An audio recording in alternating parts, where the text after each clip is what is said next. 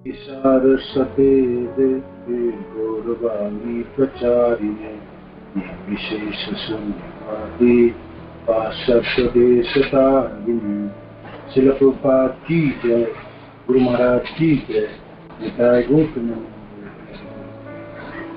ओम अज्ञानतिमिरन्धस्य ज्ञानाञ्जनशलाकया चक्षुरुन्मिलितं येन तस्मै श्रीगुरुवे नमः। श्रीचैतन्यमनोभीष्टं स्थापितं येन भूतले स्वयं प्रपदामह्यं ददाति सर्वदान्तिकम्।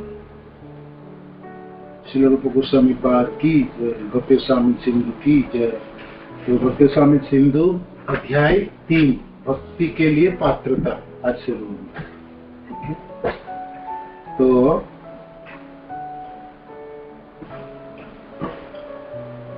भक्ति के जो 3 स्तर हैं वो बताइए। क्या कौन सा स्तर है भक्ति के 3 स्तर बताइए। कोई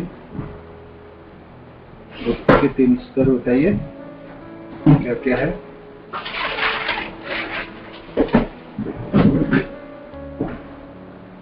हरे कृष्ण, सुन पा रहे? बताइए, कोई अनम्यूट किया, बताइए। हरे कृष्ण,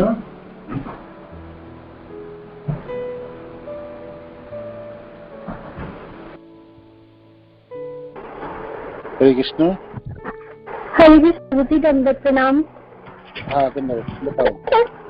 और प्रभुजी, साधना भक्ति, भाव भक्ति और प्रेमा भक्ति। साधना भक्ति, भाव भक्ति और प्रेमा भक्ति है। तो उनमें से साधना भक्ति के 2 भाग वो भी बताइए। साधना भक्ति के जो 2 भाग वो बताइए। वैदिक भक्ति और रागमगा भक्ति। वैदिक भक्ति और रागमगा भक्ति, ठीक है। और वैदिक भक्ति की क्या परिभाषा है वो बताइए प्राज्ञान प्रभु। वैदिक भक्ति के परिभाषा बताइए। वैदिक भक्ति।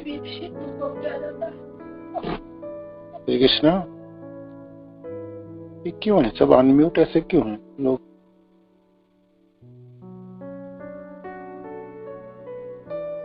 आप लोगों ने जो ज्वाइन किया है, प्राज्ञान प्रभु, नर्मदा माता जी, तो ठीक है।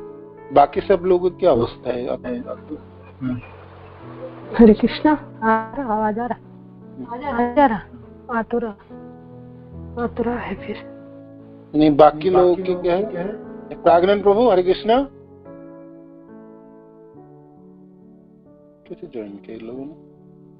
आनंद भाई देवीदास जी भी नहीं कर सकते हैं, श्यामा सुंदरी माता जी भी अनम्यूट नहीं कर सकते। ये लोगों ने कैसे ज्वाइन किया? हरे कृष्णा प्रभु जी, धन्यवाद प्रणाम।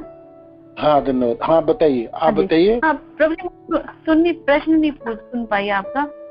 हाँ मैं पूछ रहा हूँ, विधि भक्ति जो वैदिक भक्ति है उसकी क्या परिभाषा है, क्या डेफिनेशन है वैदिक भक्ति की?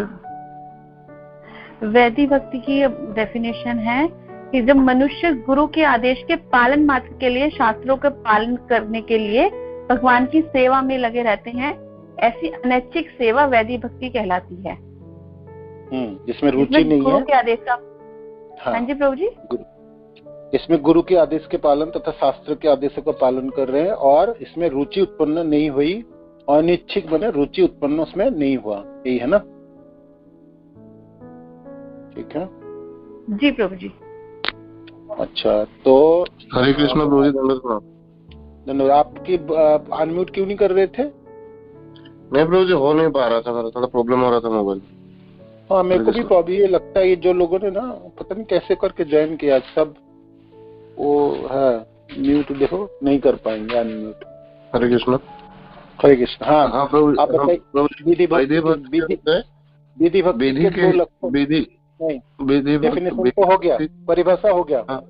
आप लोग को बताइए 2 लक्षण, विधि भक्ति के 2 लक्षण बताइए, जो वर्णन हुई थी 2 लक्षण विधि भक्ति के, वो बताइए। हाँ जी, विधि भक्ति के 2 लक्षण है ना, वो बताइए। 2 लक्षण।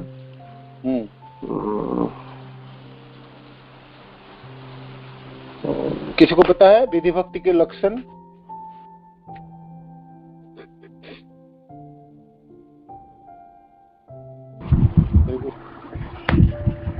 बताइए। हरे कृष्ण प्रभु जी। हाँ बताइए हरे माता जी। कृष्ण प्रभु जी, धन्यवाद प्रणाम। भाव भक्ति और रागानुभक्ति। ना वो मैंने भाग नहीं बता रहा हूँ, मैं लक्षण बता रहा हूँ। विधि भक्ति के लक्षण बताए, विधि भक्ति के विभाजन नहीं बताया, विधि भक्ति के लक्षण बताने। विधि भक्ति के लक्षण जो इंद्रियों से भक्ति की जाती है, इंद्रियों से जो कार्य किया जाता है। हाँ, इंद्रियों से और दूसरा एक लक्षण बताए आपने, दूसरा लक्षण क्या है? कौन बताएंगे? प्रभु जी ये लक्षण है क्या? विधि भक्ति लक्षण मतलब जो जिससे पता चले कि हाँ जो साधना भक्ति के लक्षण, साधना भक्ति के लक्षण मैंने बताया। साधना भक्ति के लक्षण, 2 लक्षण वो बताइए। साधना भक्ति के 2 लक्षण। हरे कृष्ण बताइए। साधना भक्ति की बताने या नहीं, साधना भक्ति के अस्थिति साध्या भवेत् साध्या भावसा साधना विधा नित्य सिद्धस्य भावस्य प्राकट्यम हृदि साध्यता। इसमें साधना भक्ति के 2 लक्षण है कि एक तो कि फर्स्ट की 6 इंद्रियों द्वारा जो किए गया कार्य होता है, और इसका सेकंड लक्षण की फल स्वरूप भाव उत्पन्न होता है। हाँ, इसमें फल स्वरूप भाव उत्पन्न होते हैं। तो ये 2 लक्षण है। और भक्ति की ऐसे तो 2 विभाजन, जैसे 3 अपने स्तर बताए, ऐसे तो भक्ति एक साधन भक्ति होती है और दूसरा होती है साध्य भक्ति है। ये साध्य भक्ति में भाव और प्रेमा भक्ति आती है, और साधन भक्ति के 2 स्तर है, जो है वैधि भक्ति और रागानुगा भक्ति। तो वैधि भक्ति की परिभाषा भी आप लोगों ने कहा, बता दिया श्याम सुंदरी माता जी ने, जो विधि पूर्वक शास्त्र सम्मत या गुरु के आदेश में अनिच्छिक रूप में साधक करते हैं, जिसमें उनकी रुचि उत्पन्न नहीं हुई, वो शास्त्र के विधि विधानों के हिसाब या गुरु आचार्यों के आदेश क्रम में कर रहे हैं। तो ये विधि भक्ति की चर्चा आप चलेगी, ठीक है। वैधि भक्ति की चर्चा चलेगी, ये अध्याय 3 से लेके कहां तक? 14 अध्याय तक चलेगी। हाँ, 3rd से आज शुरू हो गई। तो ये विधि भक्ति के जो विधि भक्ति है, आपके साधन भक्ति की जो एक अंग है विधि भक्ति, उस विधि भक्ति की चर्चा ये 3rd चैप्टर से लेके 14 चैप्टर तक चलेगी। तो 3, 4, 5, 6, 7, 8, 9, 10, 11, 12, 13, 14, कितना है? 12 चैप्टर। तो 12 चैप्टर विधि भक्ति के ऊपर आलोचना होगी। तो आपको याद रखनी पड़ेंगे हमेशा, जो विधि भक्ति साधन भक्ति की एक भाग है। विधि भक्ति में विधि विधानों के द्वारा साधक या गुरु या आचार्यों के आदेश क्रम में भक्ति की संचालन करता है, और उस भक्ति करते समय उनकी रुचि उत्पन्न नहीं हुई, वो अनिच्छिक है ना, रुचि नहीं उत्पन्न है उनकी, किंतु वो कर रहा है ना। तो अब ये विधि भक्ति की सारे आलोचना होगी। तो आज जो चैप्टर है अध्याय 3, भक्ति के लिए पात्रता, तो इसमें ये विधि भक्ति की आलोचना होगी। 3, 4, 5, 6, 7, 8, 9, 14 चैप्टर तक विधि भक्ति की आलोचना होगी, ठीक है। तो फर्स्ट जो अध्याय है इसकी 3 की पढ़िए, आप पढ़िए फर्स्ट पैराग्राफ जो है।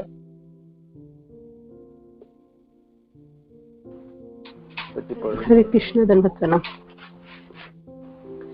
भक्ति के लिए पात्रता। भगवत भक्ति में 100% निरत रहने वाले महात्माओं की संगति में रहकर मनुष्य को श्री कृष्ण के प्रति किंचित आकर्षण उत्पन्न हो सकता है, किंतु वह सकाम कर्म एवं भौतिक इंद्रिय भोग के प्रति इतना आसक्त हो सकता है कि अन्य किसी प्रकार का त्याग करने के लिए तैयार ना हो। यदि ऐसे व्यक्ति का कृष्ण के प्रति आकर्षण अविचल होता है तो वह भक्ति करने का योग्य पात्र बन जाता है। शुद्ध भक्तों की संगति में कृष्ण भावनामृत के लिए ये आकर्षण सौभाग्य का सूचक है। चैतन्य महाप्रभु ने पुष्टि की है कि प्रामाणिक गुरु तथा कृष्ण दोनों ही की कृपा से केवल भाग्यवान व्यक्तियों को भक्ति का बीज प्राप्त हो पाता है। इस संदर्भ में भगवान कृष्ण श्रीमद् भागवत में क्या है ये 11.20.8 में कहते हैं, हे उद्धव, अति भाग्य से ही कोई मेरे प्रति आकृष्ट होता है। यदि वह सकाम कर्म से पूरी तरह विरक्त ना भी हो या भक्ति के प्रति पूर्ण रूपेण अनुरक्त ना भी हो, तभी ऐसी सेवा तुरंत प्रभाव दिखलाती है। तो ये 2 पैराग्राफ हैं पढ़े।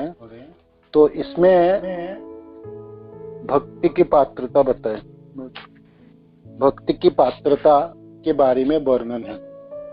तो क्या क्या पॉइंट है इसमें बताइए, आप लोगों ने सुने तो पॉइंट बताइए इसमें 2 पैराग्राफ की। भक्ति में आने के लिए क्या पात्रता है, एक व्यक्ति की क्या योग्यता है?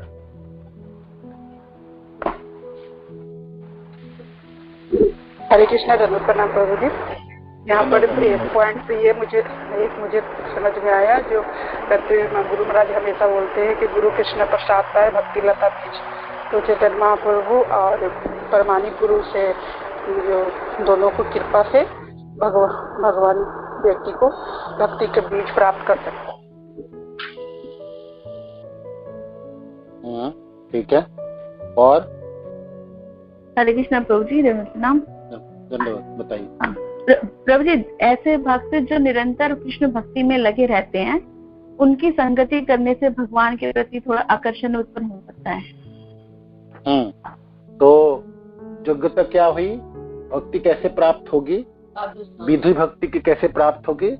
साधु की संग, है ना, भक्त के संग की वजह, भक्त के संग उनकी जरूरत है ना।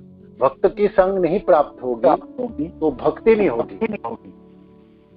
कर्म तो हो सकता है, ज्ञानी बन सकती, कर्मी बन सकती, तो भक्त नहीं बन सकता है।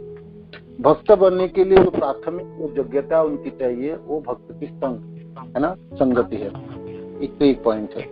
दूसरी, शुद्ध भक्त के संगति में कृष्ण भावनामृत के लिए यह आकर्षण सौभाग्य का सूचक है। कौन सा सौभाग्य की? भक्ति की शुरुआत की बात आई, है ना। और चैतन्य महाप्रभु ने पुष्टि के प्रामाणिक गुरु तथा कृष्ण दोनों ही के कृपा से केवल भाग्यवान व्यक्तियों की भक्ति का बीज प्राप्त हो पाता है। कौन सा श्लोक है ये? चैतन्य चरितामृत की कौन सा श्लोक है?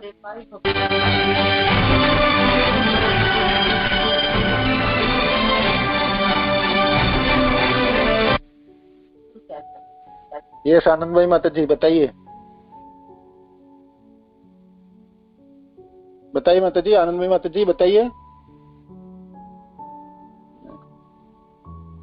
ब्रह्मांड भ्रमिते कौन भाग्यवान जीव गुरु कृष्ण प्रसादे पाए भक्ति लता बीज। ब्रह्मांड भ्रमिते कौन भाग्यवान जीव गुरु कृष्ण प्रसादे पाए भक्ति लता बीज।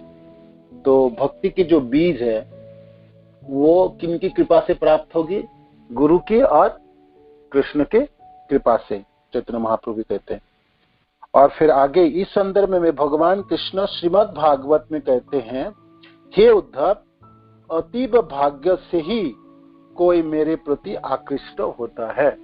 अतीब भाग्य से ही कोई मेरे प्रति आकृष्ट होता है। यदि वह सकाम कर्म से पूरी तरह विरक्त ना भी हो या भक्ति के प्रति पूर्ण रूपेण अनुरक्त ना भी हो, तो भी ऐसी सेवा तुरंत प्रभाव दिखलाती है। तो ये श्लोक भागवत की 11 स्कंद की अध्याय 20 और श्लोक संख्या 8, जो श्लोक मैंने आपको ग्रुप में डाला हूं, तो वो आप श्लोक आपको कंठस्थ तो नहीं करना, किंतु इस श्लोक को आपको पढ़नी है और उसका अर्थ समझनी है। तो वो श्लोक आपको आवृत्ति करके बताता हूँ। यहाँ से फिर शुरुआत होगी इस अध्याय की, ठीक है। श्लोक इस प्रकार है, यदिच्छ्रयाम कथादो जात श्रद्धस्तु या पुमान् ना निर्विण्यो न अतिशक्तो भक्ति योगस्य सिद्धद जदृच्छया मत्कथादौ जातो श्रद्धस्तु यपुमान् ना निर्विण्यो ना निर्विण्यो ना अतिशक्तो भक्ति योगस्य सिद्धिद जदृच्छया मत्कथादौ जात श्रद्धस्तु यपुमान् ना निर्विण्यो ना अतिशक्तो भक्ति योगस्य सिद्धिदो। तो जदृच्छया, जदृच्छया शब्द के अर्थ है सौभाग्यवश किसी तरह से, सौभाग्यवश किसी तरह से। भाग्य की बात है इसमें क्या बात है? भाग्य की बात थी। तो ये जदृच्छया, तो किसी सौभाग्यवश किसी तरह से, तो वो क्या करता है? मत कथा दो। मत कथा दो मैंने मेरी कथा, भगवान कृष्ण उद्धव जी से पूछते हैं, मेरी कथा से, मेरी महिमा का वर्णन करने वाले कथाओं के प्रति गीत है ना, गीतों, दर्शन तथा नाटक के प्रदर्शन में जातो श्रद्धेयस्तु यह अपमान, जिस व्यक्ति के श्रद्धा उत्पन्न हो जाता है ना, जिस व्यक्ति के श्रद्धा उत्पन्न हो गया, ना निर्विण्यो ना अतिशक्तो, और वो व्यक्ति कैसा है? ना निर्विण्यो, वो अति वैराग्य नहीं है, मैंने बहुत ज्यादा वैरागी नहीं है, या ना अतिशक्तो, ना बहुत ज्यादा संसार के प्रति आसक्त है। तो क्या है? दो गुण, दो लक्षण क्या है? वो व्यक्ति कैसे होंगे? ना संसार के प्रति बहुत आसक्त होगा, अति, और ना बहुत वैरागी, तो मैंने बीच के व्यक्ति होंगे, ना ज्यादा वैराग्य और ना ज्यादा आसक्त, ना निर्विण्यो ना अतिशक्तो भक्ति योगस्य सिद्धदे, उसको भक्ति प्राप्ति हो जाएंगे है ना, और सिद्धि प्राप्त हो जाएंगे, भक्ति के रास्ते पे चल पड़ेंगे और फिर सिद्धि प्राप्ति होगी। तो इस श्लोक के जो गुरुत्वपूर्ण शब्द हैं, जदृच्छया एक शब्द है, और ऐसा सौभाग्य से, है ना, ऐसा सौभाग्य से। तो कौन सा सौभाग्य की बात आई? भक्ति की तरफ कौन सा व्यक्ति बढ़ेंगे, उस व्यक्ति के क्या लक्षण है? ना ये संसार के प्रति ज्यादा आसक्त है और ना ज्यादा वैराग्य है। बहुत वैरागी होने से भी, जो व्यक्ति बहुत वैरागी है ना, बहुत वैरागी शब्द की क्या अर्थ है, क्या उदाहरण हो गया अपने, और बहुत आसक्ति क्या है वो थोड़ा बताइए। एक व्यक्ति बहुत आसक्त है संसार में, रचा पचा है, वो भक्ति नहीं कर सकता, और बहुत वैराग्य, इस संसार के प्रति बहुत वैरागी, जैसे कि वो ये संसारी मिथ्या है, झूठा है, ये तो सब असत्य है, और तो वो व्यक्ति भी भक्त नहीं होंगे, ठीक है ना। तो फिर भक्त होंगे कौन व्यक्ति? कौन सा व्यक्ति भक्ति की तरफ चलेगा? बताइए, कौन सा व्यक्ति भक्ति की तरफ चलेगा? बोलिए, बताइए। मैं नहीं पढ़ाऊंगा, आप ही बोलोगे, बोलोगे नहीं तो चलने वाले नहीं क्लास से। बोलिए। हरे कृष्ण प्रभु जी। हरे कृष्ण। जो लोग मतलब संसार में भी रहते हैं एंड फिर भी भक्ति करते हैं, बट पूरा पूर्ण वैराग्य नहीं होता जिनका, जो मतलब थोड़ा तो मतलब सब कुछ जानते हैं, बीच के व्यक्ति है ना, जो बहुत ज्यादा आसक्त भी नहीं है और बहुत ज्यादा वैरागी, बीच के मध्य में जो रहता है व्यक्ति, ठीक है ना, वो भक्ति कर सकता है। शर्त क्या होगा? साधु की संग प्राप्ति होनी चाहिए, है ना। वो कर्मी भी बन सकता है। ज्यादा आसक्त व्यक्ति क्या होगा? वो तो कर्मी है, वो तो भोग में प्रवृत्त हो गए, है ना। ये पैसा कमाना, ये भोग करना, बिल्डिंग बनाना, कार खरीदना, ये करना, वो करना। तो ज्यादा आसक्त लोग क्या है? कर्मी है। पिक्चर देखना, ये खाना, इसमें जाना, है ना, या ज्यादा आसक्त। और ज्यादा वैरागी लोग वो क्या करेंगे? वो ज्ञान मार्ग में चलेंगे, वो ज्ञानी होंगे, और उनकी क्या, वो ब्रह्म ज्योति में लीन होना चाहेंगे, या साजुज्य मुक्ति उनकी लक्ष्य होगी, तो वो भी भक्ति नहीं करेंगे। तो कर्मी लोग भी भक्ति नहीं करेंगे और ज्ञानी लोग भी भक्ति नहीं करेंगे। तो भक्ति करेगा कौन? बोलो, भक्ति कौन करेंगे? जो संसार के प्रति बहुत आसक्त नहीं और बहुत वैराग्य नहीं, बीच में है, किंतु तभी हो सकता है जब जदरीच्छया शब्द है, उस भाग्य से। तो वो भाग्य क्या है? वो भाग्य क्या है? साधु संग, है ना। वो भक्त, मानो कि कोई कर्मी या कोई व्यक्ति वो भक्त के संग प्राप्त हो गया या उसको भक्तन्मुखी सुकृति है, तो वो भक्ति की तरफ बढ़ सकता है। और भगवान कहते हैं वो व्यक्ति, जिस व्यक्ति मेरी कथाओं में रुचि है, वह मेरी कथाओं से आसक्त है, और ऐसा सुनते हुए, ऐसा समझते हुए, है ना, वो भक्ति को प्राप्त करेंगे और सिद्धि भी प्राप्त हो जाएंगे। तो उनमें वो सुकृति होनी चाहिए, माने वो सौभाग्य होनी चाहिए, जदरीच्छया। तो कौन सा सौभाग्य की बात है बताइए?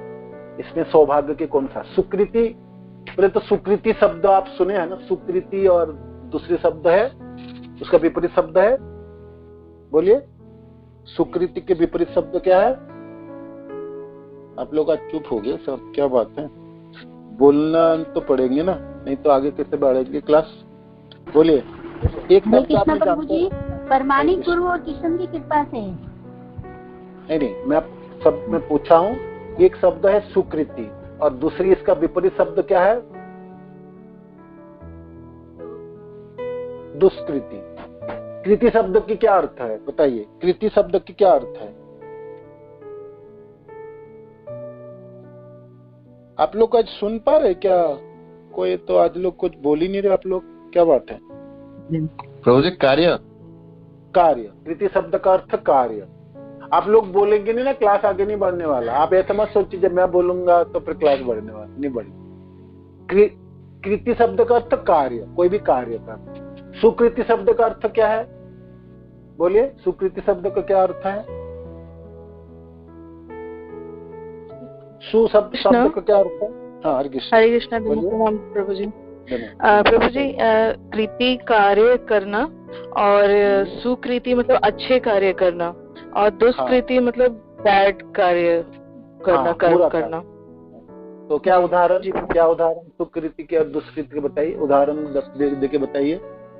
अच्छे कर्म में क्या कर्म में प्रभु जी वो सारे काम आ जाते हैं जो हम अच्छे काम कर रहे हैं, चाहे पुण्य के लिए कर रहे हैं, जिसमें हम दान पुण्य, पहले तो यज्ञ वगैरह भी होते थे, और अभी जो है वो कृष्णा भावना अमृत से जितने भी हैं वो सब सुकृति जो हमें अच्छे गति पहुंचाए वहां तक, वो सुकृति में आ जाते हैं हम। और दुष्कृति में जिसमें कि हम दूसरे का, खुद का हानि पहुंचा रहे हैं, या किसी का भी प्राणी जीव जिसका भी हानि पहुंचा रहे हैं, या जिससे कि हम पाप कर्म, जिससे हम अपनी इंद्रियां भी मलिन कर रहे हैं, क्या बोल रहे हैं, गलत बोल रहे हैं तो हमारी इंद्रियां भी मलिन हो रही है, तो वो सारे दुष्कृति कार्य में आते हैं।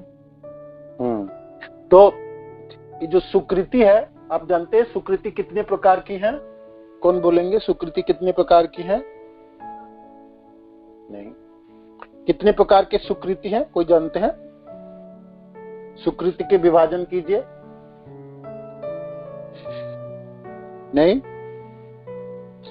प्रभु जी ये सब होता है क्या, जो सकाम कर्म ये सब होता है क्या उसी में? नहीं, सुकृति माने पुण्य कर्म, आपने सुना ना, अच्छे कर्म है। तो इस सुकृति के विभाजन भाग होती है, कितने तरह के पुण्य कर्म होता है और उसका नाम बताना। किसी को पता है? सुने आप लोगों ने कहीं सुकृति के बारे में सुने? 3 प्रकार की सुकृति। कोई बताएंगे क्या क्या क्या नाम है उस सुकृति के? तीनों के नाम ये श्याम सुंदरी माता जी बताइए, ये तो आनंदमयी माता जी आप बताइए। 3 प्रकार की सुकृति है, बताइए कौन सा 3 प्रकार? क्योंकि मैं आपको पहुंचना चाहता हूँ वहां पर जहां पर ये भगवान ने कहे उद्धव जी से। 3 प्रकार की सुकृति है, क्या नाम है उनकी? और नाम बताओ। कर्म लोग भी, जो कर्मी लोग हैं, जो कर्म करते हैं, वो भी सुकृति करते हैं। उसको क्या बोलते हैं? कर्म उन्मुखी सुकृति। कर्म उन्मुखी सुकृति, कर्मोन्मुखी सुकृति, इसको कहते हैं कर्मोन्मुखी सुकृति। जो कर्मी लोग जो सुकृति अर्जन करते हैं उसको कर्मोन्मुखी सुकृति। जैसे कि दान देना, कुआं खोदना, पेड़ पौधे लगाना, हॉस्पिटल खोलना और ये सब है ना, ये कर्मी लोग करते हैं ना, ये है ये कर्मोन्मुखी स्वीकृति, माने अच्छे कर्म द्वारा जो स्वीकृति अर्जित होती है, ठीक है ना। इसको कर्म उन्मुखी, माने कर्मों के द्वारा, कर्म उन्मुखी शब्द के माने कर्मों के द्वारा ये उत्पन्न होती है, इसलिए कर्मोन्मुखी स्वीकृति। अब बताइए कर्मोन्मुखी जो स्वीकृति है, ये जो स्वीकृति है ये कैसा है स्वीकृति? ये दिव्य है या भौतिक है, या इसके फल क्या होगी, ये थोड़ा बताइए। आज आप बोलेंगे नहीं ना, ये क्लास बढ़ने वाली नहीं है। आप 14 चैप्टर तो का अपने विधि भक्ति की क्लास चलेगी, तो सोचिए आपने परिभाषा सुने, लक्षण सुने, आपको बतानी पड़ेगी। हाँ बोलिए। हरे कृष्ण प्रभु जी, दंडवत प्रणाम। प्रभु जी, जो कर्म उन्मुखी स्थिति है वो है तो भौतिक ही, क्योंकि वो हमें भौतिक कर्मों में हमें बांधेगी, और इसके फलस्वरूप अगर जैसे हम अच्छे कर्म करते हैं तो हमें नेक्स्ट बर्थ में शायद अच्छा जन्म मिल सकता है, या फिर स्वर्ग की प्राप्ति हो सकती है। ये भौतिक नहीं आएगा। जैसे फिलैंथ्रोपी वर्क जितना भी होता है, तो ये तो इसमें कर्म उन्मुखी स्वीकृति नहीं आ जाएगा। हाँ, तो कर्मोन्मुखी स्वीकृति भौतिक हुआ, है ना, ये दिव्य नहीं है। और कर्मोन्मुखी स्वीकृति आपको बांधेंगे, पुण्य भी बांधते हैं, पाप भी बांधते हैं, आप जानते हैं ना। तो पाप या हो या पुण्य हो, दोनों भोग करके आपको समाप्त करनी होती है। पुण्य की भी समाप्ति होती है और पाप की भी समाप्ति होती है। पुण्य कैसे समाप्ति होती है? छीने पुण्य मर्तलोक के बेसन। आप पुण्य करेंगे, स्वर्गलोक जाएंगे, पुण्य भोगेंगे, भोगने से पुण्य समाप्त हो जाते हैं। पाप कैसे समाप्त होगा बताइए? पाप कैसे समाप्त कर सकते हैं? पाप को भी भोग करके समाप्त होगा, है ना? भक्ति करके नहीं, पाप को आपने भक्ति करके आप, हाँ ये बात सही है, पाप आपने भक्ति करके तो बाकी सब जल जाएंगे। हाँ, जैसे हमने पढ़ के आए है ना, सारे पापम बीचम और क्या है क्लेश, सारे क्लेश नष्ट हो सकते हैं। किंतु जहां तक पुण्य जैसे भोग करके करते हैं, पाप भी आपको भोग करके आपको समाप्त होती है। तो ये कर्मोन्मुखी जो स्वीकृति है, इस स्वीकृति के द्वारा आपको, ये स्वीकृति है भौतिक है, स्तर की है। आप ये इसमें दिव्य नहीं है। ये स्वीकृति आपको भक्ति नहीं उत्पन्न करा पाए। कितने अच्छे आपने पुण्य कर्म क्यों न करे, वो आपको भक्ति नहीं दिला पाएंगे। समझ में आने? आपको स्वर्गलोक प्राप्त हो जाएंगे, ब्रह्मलोक प्राप्त हो सकता है ना, कभी कुछ जोनि प्राप्त हो, कभी कुछ जोनि प्राप्त हो जाए, किंतु वो आपको भक्ति नहीं प्रदान करेंगे, ठीक है ना। तो ये जो कर्मोन्मुखी स्वीकृति है, तो ये एक तरफ से आपको बांधने ही वाला है, बंधन ही है ना, देखा जाए।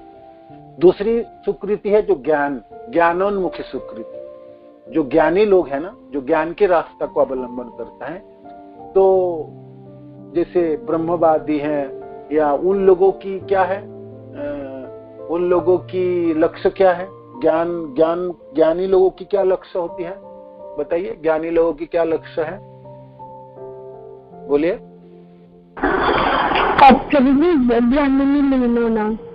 ब्रह्म में लीन होना, तो ये साजुज्य मुक्ति हुई। तो उनकी सबसे बड़ी जो लक्ष्य है, जो हमको मुक्त होना है, और वो मुक्ति में मिलती है साजुज्य मुक्ति, ब्रह्म ज्योति में लीन हो जाओ, है ना, ये ज्ञानी के लिए। तो ये ज्ञानोन्मुखी स्वीकृति है। ज्ञान के माध्यम से भी स्वीकृति उत्पन्न होती है, उसको ज्ञानोन्मुखी स्वीकृति कहते हैं। तो आप बताइए, ज्ञानोन्मुखी स्वीकृति भौतिक है कि दिव्य है? अब बताइए।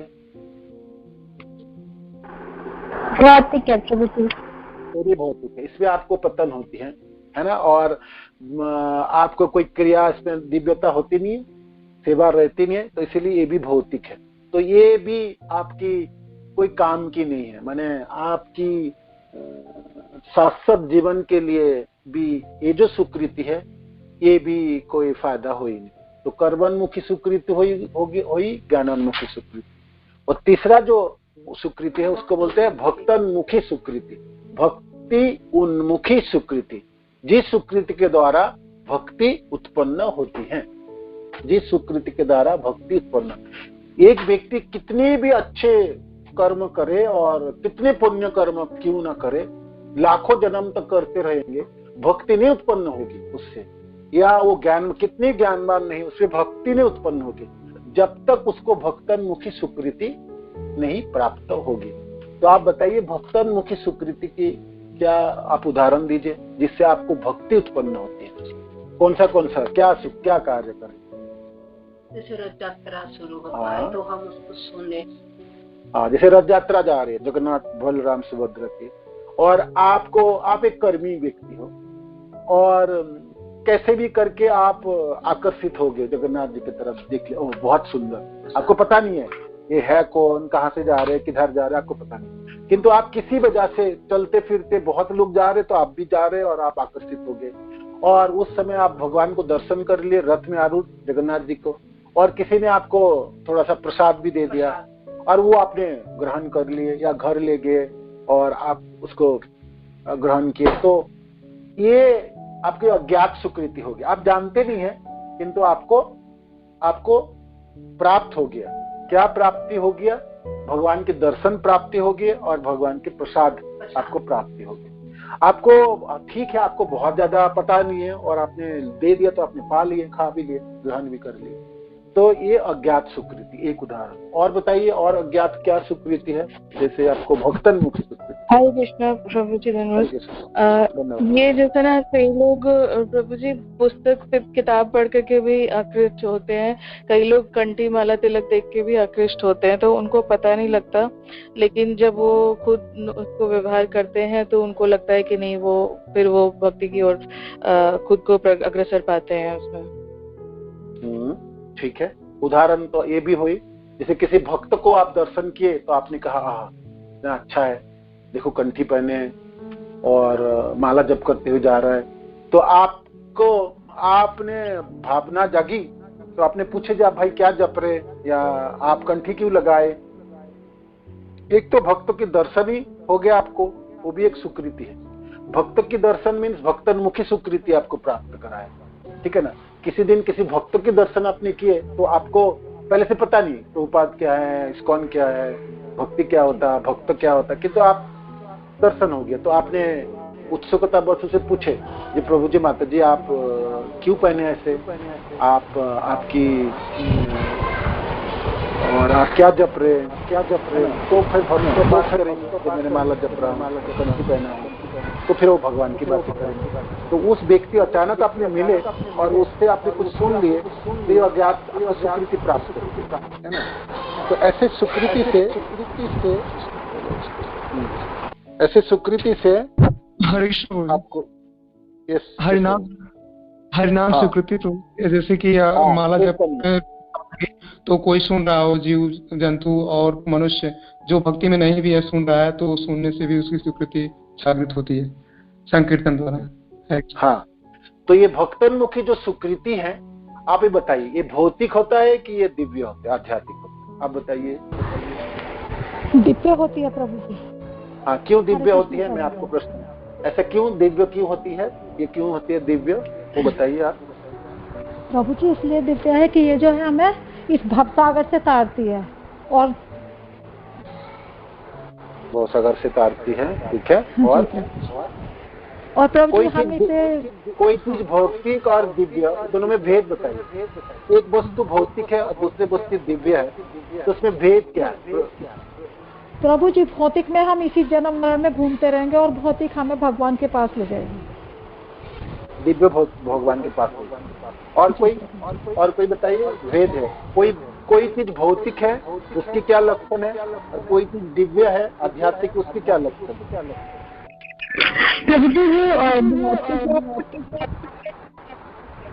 हाँ, मंगलावती मत बताइए। ये होता है उसका क्षय हो जाता है। जैसे कि हमने भी देखा कि अगर कर्म उन्मुखी सुकृति होती है तो अगर हम स्वर्ग लोग जाते हैं और फिर वहां पे हम इंजॉय करके बट फिर वापस से हमारी जो पुण्य कर्म खत्म हो जाते हैं तो फिर हमें वापस आना पड़ता है यहाँ पे।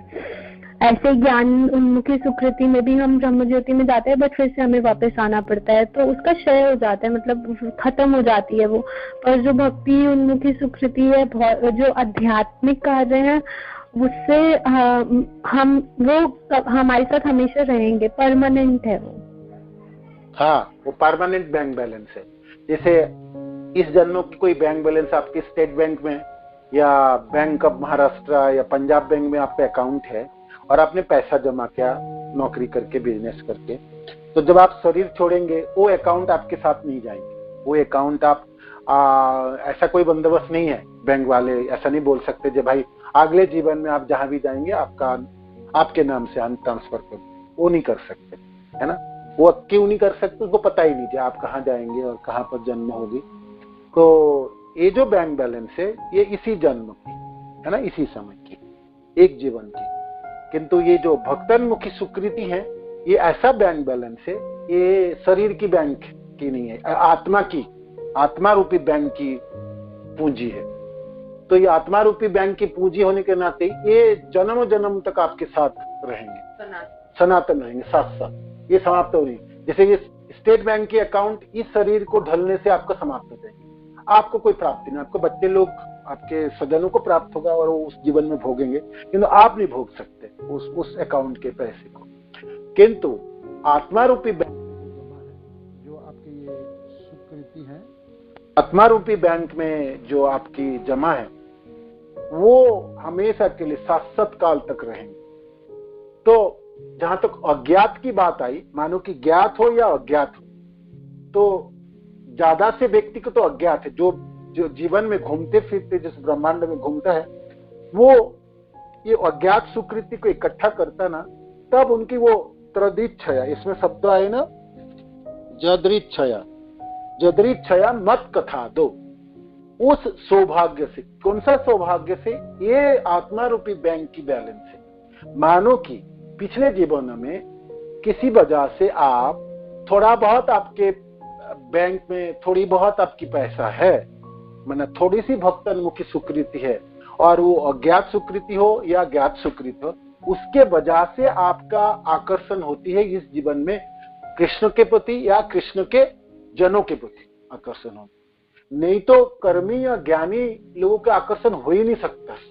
मानो कि इस जीवन में भी आप किसी वजह से जगन्नाथ जी के प्रति आकर्षित हुए, या आपने द्वारका में द्वारकाधीश के प्रति आकर्षित हुए, या आपने इस्कॉन शिल प्रभुपाद के प्रति आकर्षित हुए, तो आपको समझना है कि आपके पास कुछ पूंजी था, और वो पूंजी आपकी भक्तोन्मुखी पूंजी है।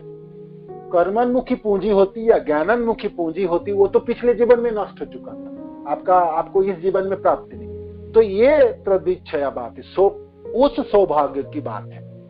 तो सौभाग्य तब एक व्यक्ति की सौभाग्य प्राप्त होता है जिनके पास भक्तोन्मुखी सुकृति है। ठीक है, भक्तोन्मुखी सुकृति दो प्रकार की, अज्ञात सुकृति या ज्ञात सुकृति। अज्ञात सुकृति को तो उदाहरण तो बता दे। अब ज्ञात सुकृति क्या है? जानते बोलते जो सुकृति है वो क्या है, उसको उदाहरण बताइए।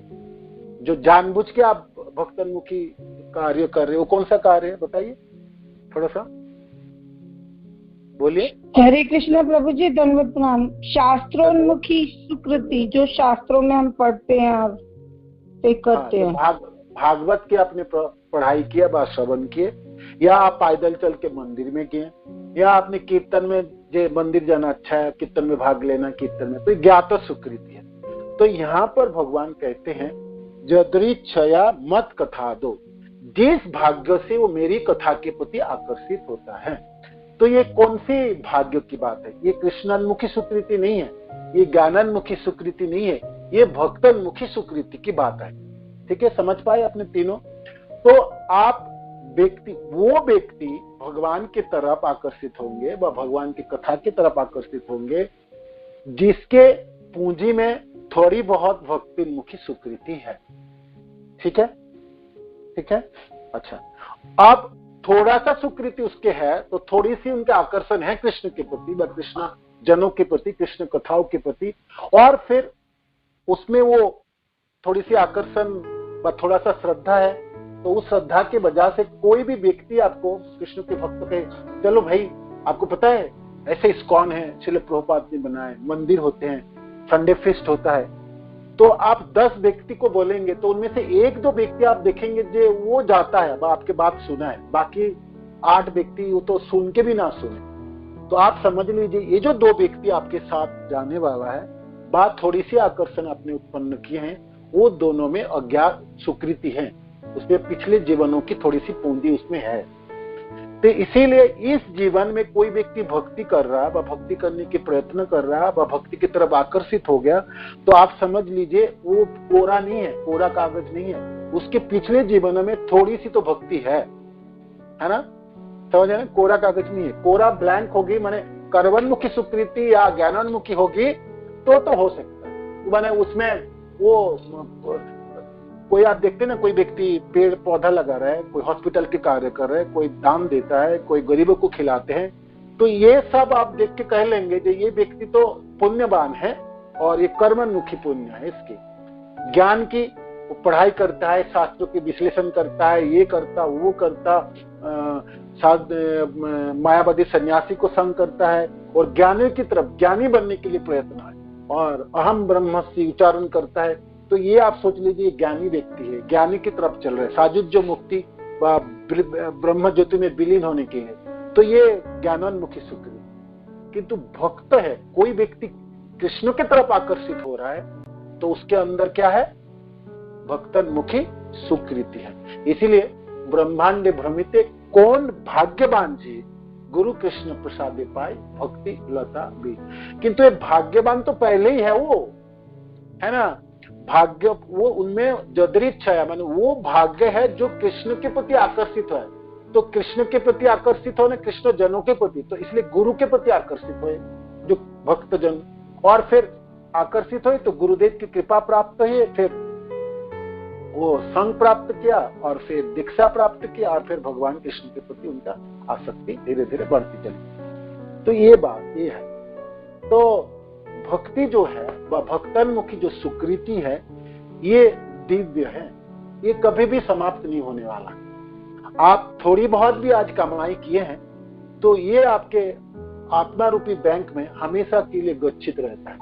ये कोई नहीं इसको खास, ये कैसे भी करके खर्चा नहीं कर होता, नष्ट नहीं हो सकता। शरीर नष्ट हो जाए, आप भारत में जन्म है, अगली बार जन्म आपका अमेरिका में है, तो ये जो आपने थोड़ी बहुत जो अपने बैंक में, आत्मा रूपी बैंक में जमा किया, वो आपके वहां रहे, वहां काम में आए, है ना। किंतु बाकी सब कर्मोन्मुखी व ज्ञानोन्मुखी सुकृति आपके नष्ट हो जाएंगे। भक्तोन्मुखी सुकृति आपकी शाश्वत सनातन काल तक आपके साथ रहेंगे। और सबसे बड़ी बात है, कर्मोन्मुखी सुकृति व ज्ञानोन्मुखी सुकृति भौतिक होने के नाते उसकी वो घटती है, माने उसका बढ़ोतरी नहीं होती है, ठीक है ना, वो धीरे धीरे घट जाएंगे, कम हो जाएंगे। किंतु भक्तोन्मुखी सुकृति आपको दिनों दिन बढ़ती चली जाए। 2 रुपया, 10 रुपया, 20 रुपया है तो वो 40 रुपया, 50 रुपया, 100 रुपया होगा, वो घाटेंगे नहीं, है ना। ये एक इसमें मिठास वाली बात है, भक्तोन्मुखी सुकृति है। तो भक्ति में पात्रता, पात्र कौन है, कौन सा व्यक्ति पात्र भक्ति कर सकता है। और भक्ति मीन्स वो वैधि भक्ति से शुरू करेंगे ना, ऐसे तो नहीं वो भाव भक्ति और प्रेमा भक्ति में पहुंच जाएंगे। साधन संचालन करना है ना। तो वो कौन सा क्या है, क्या उनके पूंजी क्या होगी, पूंजी है जदृच्छया, है ना। उस सौभाग्य से मत कथा दो, मेरी कथा में उनकी रुचि उत्पन्न होगी, है ना, मेरी कथा को सुनेंगे, बस सुनने के लिए प्रयत्न करेंगे। और वो व्यक्ति इस संसार के प्रति बहुत आसक्त नहीं है, बहुत आसक्त रचा पचा रहेगा, तो उनको आप बोलोगे प्रभु जी चलो ना मंदिर चलते हैं, कहता क्या मंदिर, इस उम्र में मंदिर क्या करोगे, इस उम्र में तो आप चलो पिक्चर देखने चलते, इतना अच्छा पिक्चर लगे हैं, ये क्या मंदिर की बात करते हो और कीर्तनों की बात करते हो, वो नहीं जाएंगे, बहुत आसक्त है। तो देखो भाई समय में शेयर मार्केट में लगाओ, थोड़ा सा पैसा बढ़ाने के लिए क्या और कुछ बंदोबस्त, वो सब करेंगे। और बहुत बैरागी व्यक्ति वो भी भगवान की बात नहीं सुने, है ना, वो अपने को ही भगवान घोषित करके रखा हो या भगवान के बराबर वो मानता हो, तो वो भी बहुत बड़ा मूर्ख है, माने उससे भी उसका काम नहीं बने। तो इसलिए शब्द आए, भगवान कहते हैं उद्धव जी से, न निर्विण्ण न अति आसक्त, न निर्विण्ण न अति आसक्त। तो ये दोनों तरह के लोग भक्ति की तरफ नहीं जाएंगे, भक्ति की तरफ जाएंगे जो बीच में है, ना बहुत ज्यादा बैरागी ना बहुत ज्यादा आसक्त है। और शर्तें हैं, उनके पास भक्तोन्मुखी सुकृति है और भक्त के संगति उनको इस जीवन में प्राप्त होते है ना, तो फिर भक्ति की तरफ चलेंगे और चलते हुए वो फिर सिद्धि प्राप्त वो करेंगे, सिद्धि वो प्राप्त करेंगे। ठीक है, ये श्लोक समझ में आया आपको? यदि कोई सौभाग्यवश मेरी महिमा के सुनने तथा कीर्तन करने में श्रद्धा उत्पन्न कर लेता है तो ऐसे व्यक्ति को जो भौतिक जीवन से ना तो अत्यधिक ऊंचा रहता है, उबा रहता है, ना आसक्त रहता है, मेरी प्रेमा भक्ति के मार्ग द्वारा सिद्धि प्राप्त करनी चाहिए। तो ये आपकी पात्रता हुई, भक्ति के लिए पात्रता हुई। तो आप बताइए, आप मैंने जो आप लोगों को बताइए तो एक लाइन में आप बताइए भक्ति के पात्र है कौन? बोलिए, अनम्यूट करिए, एक एक करके बताइए भक्ति के पात्र कौन है, कौन सा व्यक्ति भक्ति के पात्र है? बोलिए। जो प्रवृत्ति बहुत ज्यादा भौतिक हो और न ही बहुत ज्यादा वैरागी हो। एक लक्षण है, ठीक है। और कोई बताइए, दूसरे लक्षण बताइए। यस नर्मदा माता जी आप बताइए। हाँ बताइए। हरे कृष्णा प्रभु जी, धन्यवाद बताइए। जो कृष्ण कथाएं सुनने में रुचि रखता है। हाँ, तो कौन सा व्यक्ति रुचि रखेगा? कौन रुचि रखेगा? हाँ, जो प्रभु जी ना अधिक सन्यासी है, ना अधिक नहीं, वो तो बता दिया, एक गुण बता दिया। दूसरे बताइए, दूसरा बताइए। दूसरा प्रभु जी जो भगवान, ये शाम सुंदर बताइए। हाँ, तो जो भक्तों की संगति में आकर भगवान की कथा सुनता है तो वो भी धीरे धीरे भक्ति में रुचि रखने लगता है, वो भी भक्त बन सकता है।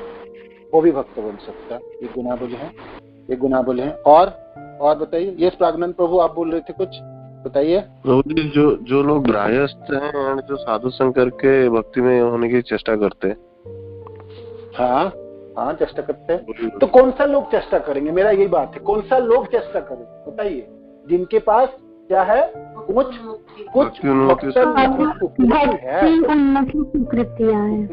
है। इसीलिए प्रचार करते जाते समय हमको ध्यान रखना चाहिए कि भाई हम जिन लोगों को प्रचार करने जा रहे हैं तो आपको देखते पता चल जाएंगे कि उनकी श्रद्धा क्या है, उसकी श्रद्धा के लेवल क्या है ना? तो आप देखेंगे जिसका बिल्कुल नहीं है, कोई श्रद्धा नहीं है और भोग की तरह बिल्कुल प्रवृत्ति, तो फिर आपको क्या करनी पड़ेंगे? उनकी स्वीकृति थोड़ी बढ़ानी पड़ेगी। पहले आप पहले कहो चलो भाई 16 माला जपो, 4 नियम फॉलो करो, आप तो भाई देखो हम ऐसा करते हैं, आप तो अभक्त हैं, बिल्कुल अधाम, एकदम पाषंडी, आप लोग तो नरकगामी हो जाएंगे। आप ऐसा बोलेंगे तो काम चलने वाला नहीं, प्रचार आपके होने वाला। किंतु बेचारा उनके पास स्वीकृति है ही नहीं, वो बिल्कुल कोरा कागज है, उनके पास कोई पूंजी नहीं है ना, बिल्कुल खाली बैंक है उनकी। आत्मा तो है किंतु वो आत्मा रूपी बैंक में कोई पूंजी नहीं। तो आपको पूंजी बनाने के लिए ना बंदोबस्त कर देनी पड़ेगी। ये देखो भाई, आपको अच्छा लगता है, चलो रथ यात्रा में चलते हैं। देखो आप वहाँ कितने लोग नाचते गाते हैं, आपको नहीं अच्छा लगे वापस आ जाते हैं, किंतु एक बार चलो तो सही, और वहाँ प्रसाद मिलेंगे खाने में बहुत अच्छे से। तो ऐसे भी कैसे भी करके उनको ले जाना है और भगवान को दर्शन कराना, प्रसाद सेवा में लगाना, मैंने अपनी स्वीकृति बढ़ा रहे। और दूसरे देखो, आपको घूमना ही है ना, टूर में जाना है ना, तो अच्छे सीन सिनारी देखना है तो जगन्नाथपुरी चलते हैं, वहाँ समुद्र में स्नान करेंगे, बोटिंग करेंगे, नहीं तो कोणार्क में सूर्य मंदिर देखने जाएंगे। आप बोलोगे जगन्नाथ मंदिर जाएंगे तो व्यक्ति हो सकता ना जाए, आप बोलोगे सूर्य मंदिर जाएंगे, वहां तो ये है वो है, मैंने समझ आया ना। और नहीं तो चिल्का लेक जाएंगे, वहां पर घूमेंगे, खाएंगे, पिएंगे, मस्ती करेंगे, तो आप ले जाइए उसको। और फिर ये सब कराने के बाद भी आपने जगन्नाथ मंदिर की दर्शन करा दिए, तो उनके पूंजी में अज्ञात स्वीकृति आपने जमा करा। ऐसे करके ना उस व्यक्ति को आपकी जो थोड़ा बहुत भक्तोन्मुखी स्वीकृति के प्रदान करनी पड़ेंगी, है ना, ये काम आपको करने पड़ेंगे। धीरे धीरे ऐसे उनको प्रसाद खिलाना पड़ेंगे, भागवत कथा वो नहीं सुनेंगे, पहले नहीं सुनेंगे। हाँ, कीर्तन वगैरह हो सकता, तो बहुत लोग कीर्तन में नाच रहे गा रहे, वो सब लोग भी देखते हैं, अच्छा लगता है। तो कीर्तन करते हुए व कीर्तन नाचते हुए किसी भक्त की कोई दर्शन कर ले, तो किसी अभक्त जनों को आप ले जाइए, देखो कितना सुंदर, वो सराहना करता है। वो जो उन्होंने कहते थे बहुत अच्छा नाच रहा है, इतना बात बोलने मात्र से उनके पूंजी थोड़ा सा हो गया। देखो भाई, 50 पैसा, 1 रुपया, 2 रुपया करके आप जमा करोगे तो वो 2 रुपया में कोई काम बनने वाला नहीं है। किंतु 2 रुपया करते जमा करते करते साल के बाद आपके 200-400 रुपया हो जाए तो उससे आपको कुछ काम बन, आप उससे कुछ खरीद कर सकते हो, है ना, जो भी इच्छा आपको, पेन अच्छे, कोई पेंसिल, कोई घड़ी, इस टाइप का कुछ खरीद कर सकते हो जो आपका पूंजी जमा हो। ऐसे करके थोड़ी थोड़ी करके उनको पूंजी बढ़ाने के लिए आपने सहायता कर दे तो फिर वो व्यक्ति फिर कुछ सालों के बाद, कुछ समय के बाद आप देखेंगे उनके कृष्ण के प्रति आकर्षण उत्पन्न होने लगे। जैसे हम सबों को सहायता किए थे हमारे शिक्षा गुरु या हमारे दीक्षा गुरु, है ना, और कितने लोगों ने सहायता की। इसलिए उन सब लोगों के प्रति कृतज्ञ रहिए जो हमारे पूंजी थोड़ी थोड़ी करके बढ़ाए थे, है ना। उन सबों को भूलेगा मत कभी, और निरंतर उन लोगों को प्रणाम कीजिए। उन जनों की वजह से मैं इस कृष्ण भक्ति के रास्ते पे आया हूँ, जो मेरी सुकृति उत्पन्न कराए, अज्ञात और ज्ञात सुकृति, और आज मैं भगवान के नाम जप कर पाता हूँ। आज आप भगवान के नाम जप कर पा रहे हैं और 4 नियम पालन कर पा रहे, इतनी बड़ी प्राप्ति है, आप कल्पना भी नहीं कर सकते। माने इस संसार में घूमते फिरते लाखों करोड़ों जनों में से आप वो सौभाग्यवान व्यक्ति है जो कृष्ण के प्रति आप आकर्षित हो गया। इसलिए तो भगवान कहते हैं जद इच्छया मत कथा दो, वो भाग्यवान व्यक्ति है जो मेरी कथा से आता। तो भगवान खुद कहते हैं जो वो व्यक्ति बहुत भाग्यवान है जो मेरी तरफ आकर्षित हो। कृष्ण की तरफ आकर्षित होने वाला व्यक्ति बहुत ज्यादा नहीं है इस संसार में, 1% भी नहीं है ना, 0.5% से भी कम है, आधा % से भी कम है।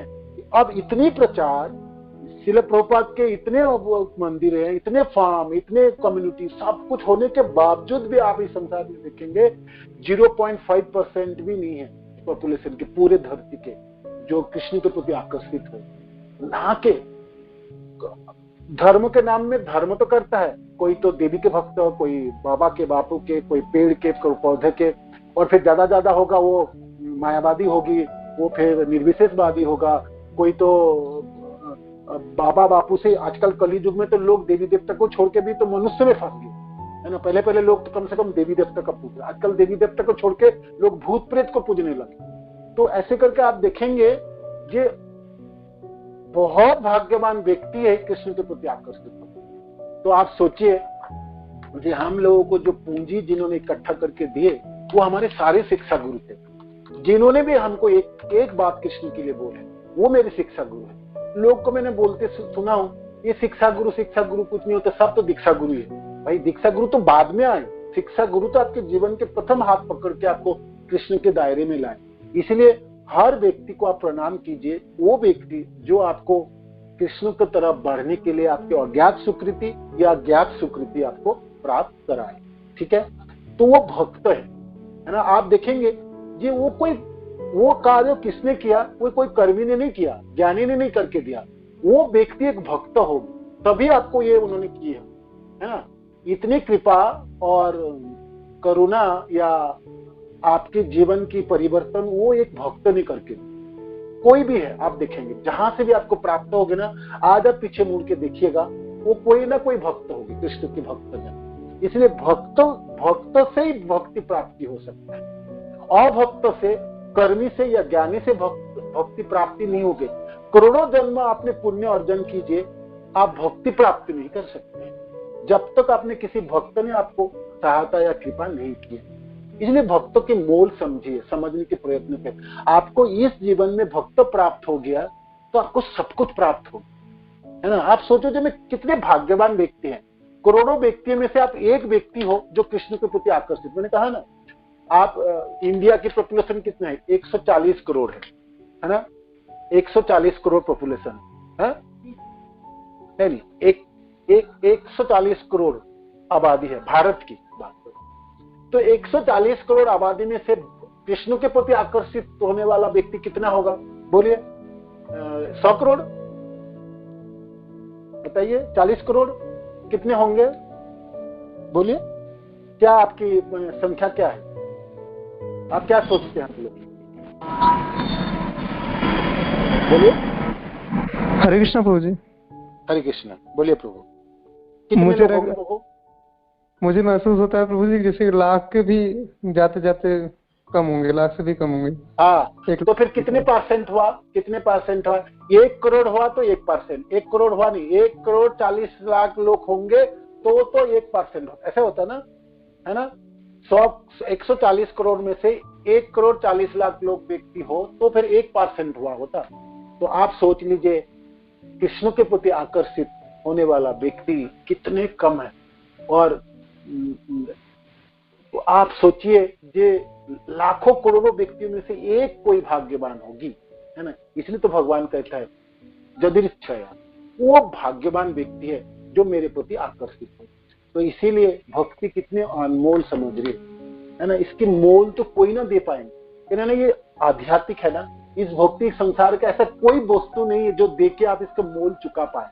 मानो कि आपके शिक्षा गुरु की जो आपको प्राप्त कराए, अपने दीक्षा गुरु आपने जो आपको प्राप्त करा के दिए, ये पूरे भौतिक संसार के बेच डालिए 14 भुवनों को, है ना। 14 प्लेनेटरी सिस्टम को अपने पल्ले में लगा दो, ये इसका मोल होगा इतना, है ना, तो लगाते। और दूसरी तरफ आपने भक्ति बराबरी नहीं होगी, क्योंकि भक्ति तो अनमोल है।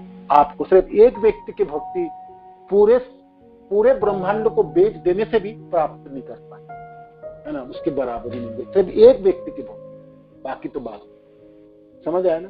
तो आप सोचिए भक्ति कितने अनमोल है।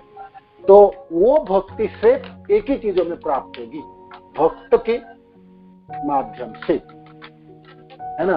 भक्त के संस्पर्श प्राप्त हुई, भक्त के संग आपने किया तो आपको भक्ति प्राप्त हुई। और भक्ति में प्रगति भी उस भक्त के माध्यम से होगी। आपने सोचा बहुत कर लिया, इस्कॉन ज्वाइन कर लिया, दीक्षा हो गया, 16 माला हो गया, 4 नियम हो गया, प्रभु जी माता जी आप तो मैं अपनी तरफ से भक्ति कर सकता हूँ क्योंकि मैं आप सब कुछ सीख लिया, है ना। तो सत्यानाश है आपका, मैंने आप तो गिरने आपको 2 दिन ही लगने वाले, आधा घंटे में गिर जाएंगे। आपने ऐसे सोच के रखा।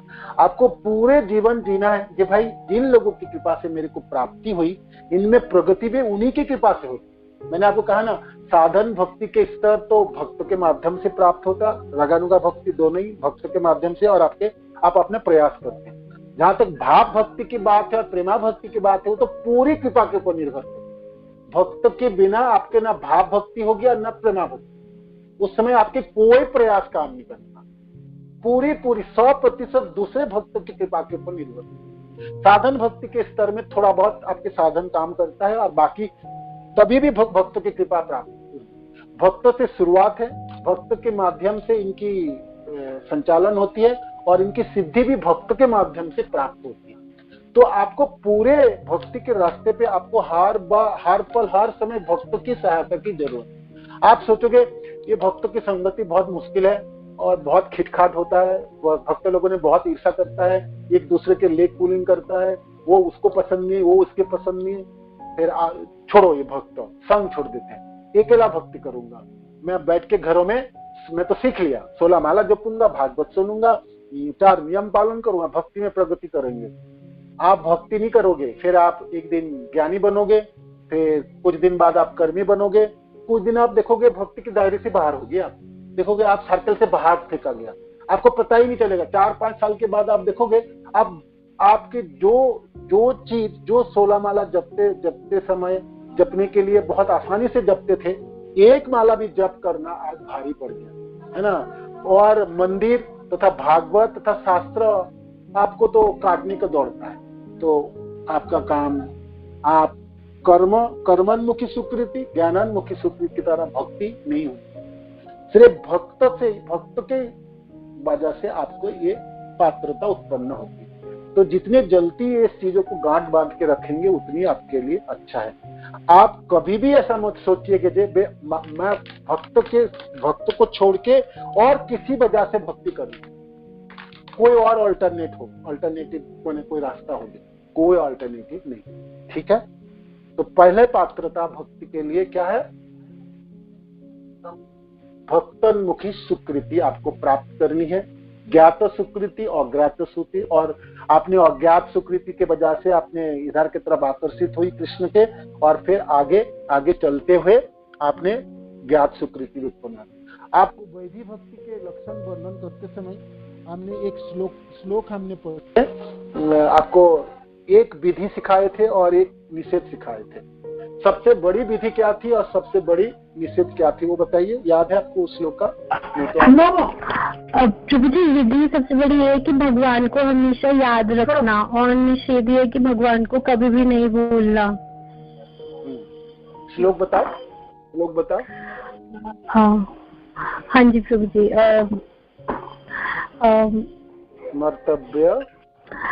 स्मर्तव्य सततं विष्णु विस्मर्तव्य न जातु चेत् सर्वे विधि निषेधाय एतैरेव किंकर। तो ये सबसे बड़ी विधि था क्या है? हमेशा कृष्ण को याद करना। और निषेध क्या है? कृष्ण को कभी नहीं भूलना। अच्छा एक बात बताओ, ये दोनों तो एक ही शब्द हुआ नहीं? कृष्ण को याद करना और कृष्ण को कभी नहीं भूलना एक ही बात नहीं है? आपको कैसा लगता है? आप लोगों ने तो उस समय पूछे नहीं थे, आज मैं आपको पूछता हूँ, बताइए। इस श्लोक में पहला बात करते हैं कि कृष्ण को हमेशा याद रखना, और दूसरे बातों में पूछता है कृष्ण को कभी नहीं भूलना। तो दोनों एक जैसा बात नहीं है? श्याम सुंदरी माता जी बताइए, एक जैसा नहीं लगता आपको? और एक जैसा है तो क्यों नहीं है, और नहीं है तो क्यों नहीं, वो बताइए थोड़ा सा, बोलिए। कोई भी बताइए इसको।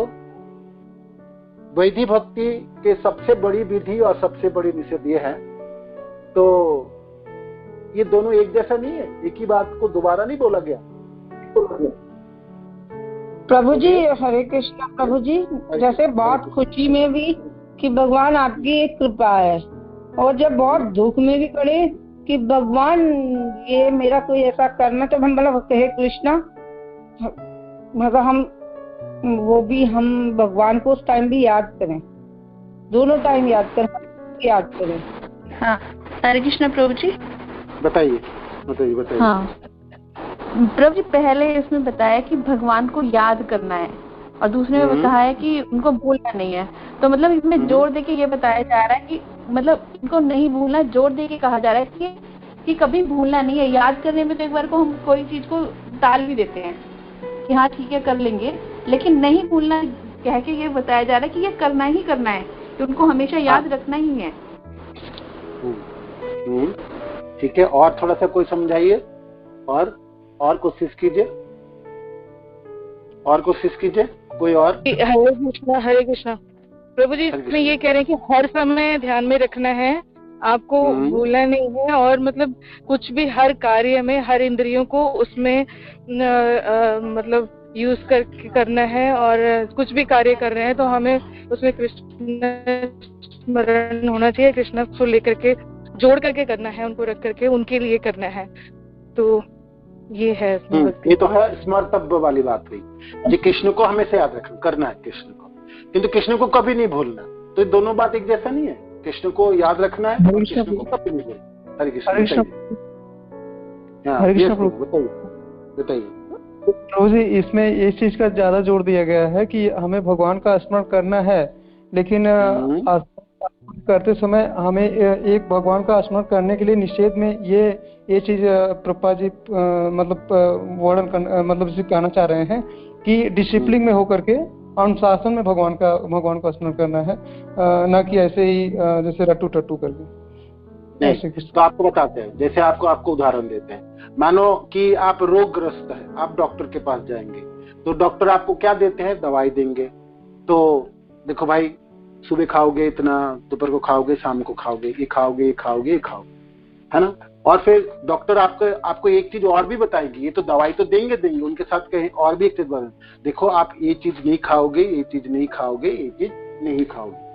तो जहां तक ये चीज खाओगे तो विधि है, ऐसा करोगे, ऐसा करोगे, ऐसा करोगे। तो भगवान कृष्ण को याद रखने के लिए जो कार्य है वो आपके विधि हुआ, ये करना है, ये करना है, ये करना है।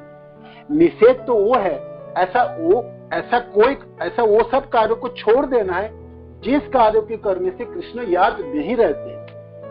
पहला वाला, जो कार्य करने से कृष्ण याद रहते हैं वो सततम स्मर्तव्य हुई, और विस्मर्तव्य वो कार्य, जो कार्य करने से कृष्ण को भूल जाते हैं हम कृष्ण को, वो नहीं करना।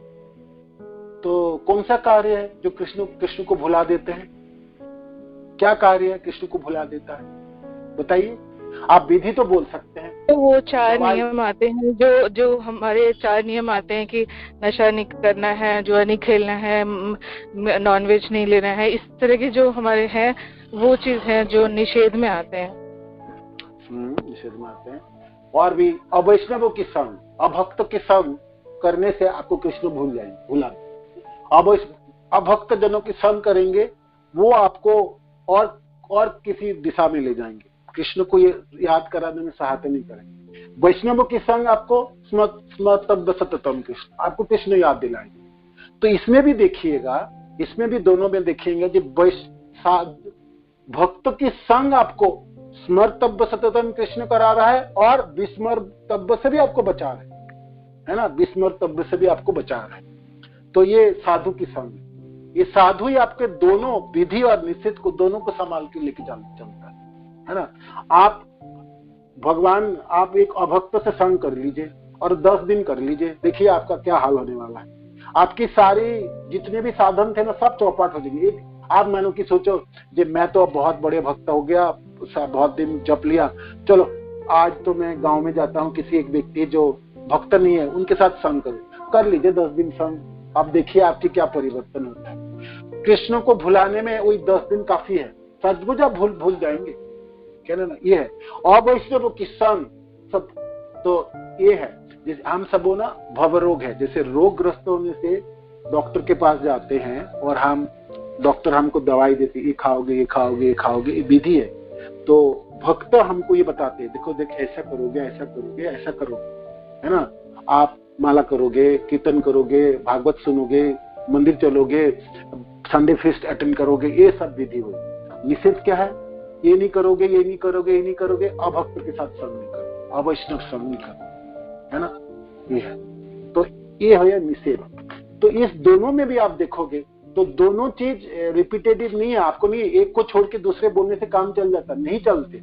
इसलिए तो इस श्लोक में बोला है, वर्णन किया गया। तो इसमें आप देखोगे जो वैष्णवों की संग ही आपको भक्ति की पात्रता बनाता है, आपको भक्त बनाता है, ठीक है। और आपको सुकृति, भक्तोन्मुखी सुकृति आपको भक्त बनाते हैं। तो इस पॉइंट में ध्यान रखिए, इसी के ऊपर ना ये पूरे चैप्टर निर्भर करेगा, आने वाले चैप्टर भी आपको निर्भर करेंगे। अब तो फिर रूप गोस्वामी पाद भक्त के बारे में वर्णन करेंगे इसलिए अब आगे आएगा। आज हमने पढ़ेंगे नहीं, कल हम पढ़ेंगे इसको और पूरे चैप्टर को पढ़ लेंगे। किंतु जो चीजों के ऊपर मैंने जोर देने की प्रयत्न किया वो है कि आप पात्र, भक्ति के पात्र आप तब है जब आप भक्त के संग कर रहे हो, है ना। भक्तोन्मुखी सुकृति को आप बढ़ावा दे रहे हो, बढ़ोतरी करा रहे हो। आप दूसरे की बढ़ोतरी कराओगे, जो ज्ञानोन्मुखी और कर्मोन्मुखी, उससे आपके काम बनने वाला नहीं। आपको निरंतर आत्मा रूपी बैंक की बैलेंस को बढ़ाने के लिए प्रयत्न करना है। ये मेरे को ये करना है, मेरे को पुरुषोत्तम महीने में ये करना है, मेरे को गोवर्धन परिक्रमा करना है, मेरे को भागवत की श्रवण करना है, मेरे को जप ज्यादा करना है। ये सब आपके आत्मा रूपी बैंक की बढ़ोतरी करता है, पूंजी बढ़ाता है, ठीक है ना। तो ये सब चीज आपको करना है। तो अब आएगी भक्तों की 3 श्रेणियां, जो हम कल पढ़ेंगे। भक्तों की 3 श्रेणियां, तो कनिष्ठ अधिकारी, मध्यम अधिकारी और उत्तम अधिकारी, उसकी गुणावली पढ़ेंगे और निष्कर्ष हम पढ़ते रहेंगे। तो निष्कर्ष में यही आएंगे, जे भक्ति सिर्फ भक्त के माध्यम से प्राप्त होती है, भक्त के माध्यम से भक्ति की पोषण होती है और भक्त के माध्यम से भक्ति अपने साध्य वस्तु तक पहुंच सकता है, कृष्ण प्रेम प्राप्त करा सकता है। तो इसीलिए ये जो श्लोक मैंने आपको ग्रुप में दिया उसको ध्यान से आप याद कीजिए, कंठस्थ भी करके रखिएगा, है ना। जत जदृच्छया मत कथा दो जातो श्रद्धा से अपमान, मेरी कथा आदि में जो रुचि रखता है, माने भगवान कृष्ण कहते हैं मेरे में रुचि रखता है। तो कृष्ण में रुचि विधि भक्ति के विधि भक्ति की सबसे बड़ी लक्षण क्या है? कृष्ण को हमेशा याद रखना है और कृष्ण को कभी नहीं भूलना। तो आपको विधि भक्ति में वो कार्य करना जो आपको कृष्ण में याद दिलाने में हर पल आपको सहायता करते हैं। मैंने आपको कहा था ना, जो आप लिख के रखोगे, जो कृष्ण को याद दिलाने में आपको कौन कौन कार्य सहायता कर रहे हैं, तो वो सब कार्य एक एक करके आपने लिखे, उसको बताए आपने, तो एक एक करके बताइए था जो चीज आपको कृष्ण को याद दिलाने में आपको सहायता करते हैं। बोलिए एक एक करके बताइए कौन सा कार्य है जो कृष्ण। हरे कृष्णा प्रभु जी। साधु संग। साधु संग, ठीक है। दूसरा बताइए, और माता जी और कोई बताइए, सब एक एक करके बताइए, एक बताएंगे बस। जब आप अपना नाम बोलेंगे और एक कारण बोलेंगे। हाँ बोलिए, कितने लोगों ने, हाँ बोलिए। यस, ललित माधव बोलिए, ललित मोहन प्रभु बोलिए। नरेश प्रभु बताइए क्या बोल रहे थे आप, बोलिए कारण जो आपको कृष्ण को याद दिलाने में सहायता करते हैं। नहीं सुनाई नहीं देती आवाज। और कोई, और कोई? प्रभु जी श्रवण करके, जप करना, श्रवण करके, भागवत श्रवण आदि, हाँ ना शास्त्र, हाँ ठीक है। जो 9 विधियां है, हरे कृष्ण, जो 9 विधियां है उससे भी हमें ठीक है। और आगे करना, और प्रभु जी हरिनाम जप करके, हरिनाम जप करके, और श्रवणम हो गया। इंदु माता जी ने कहा श्रवणम बहुत लोगों ने बोल दिया। और जो देखो भाई, वो काम जो आप करते हो जिसको आपको कृष्ण याद दिले तो वो बोलो, है ना।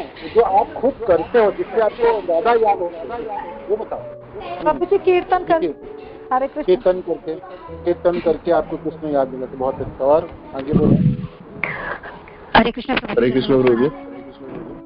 यस, प्राज्ञान प्रभु बताइए। धर्मस्थलों की यात्रा, धर्मस्थलों की यात्रा, वैशाली माता जी, ठीक है। धर्मस्थलों की यात्रा आपको कृष्ण को याद दिलाते हैं, ठीक बात है। प्रभु जी मैं भगवान की ड्रेस बनाती हूँ तो भी मुझे भगवान बहुत याद आते हैं। हाँ बहुत अच्छा, भगवान की ड्रेस बनाते समय भगवान कृष्ण याद दिलाते हैं, याद आते हैं बहुत अच्छे तरह से, बहुत सुंदर। आगे बोले प्राज्ञान प्रभु बताइए। प्रभु जी जो भगवान कृष्ण के रिलेटेड जितने पठन है, पठन एंड चिंतन दोनों में से, हाँ जो आप भगवान के लीला सुनते हैं या आप भगवान के लीला स्मरण करते हैं, ये सब आपको कृष्ण याद दिलाते हैं, बहुत सुंदर।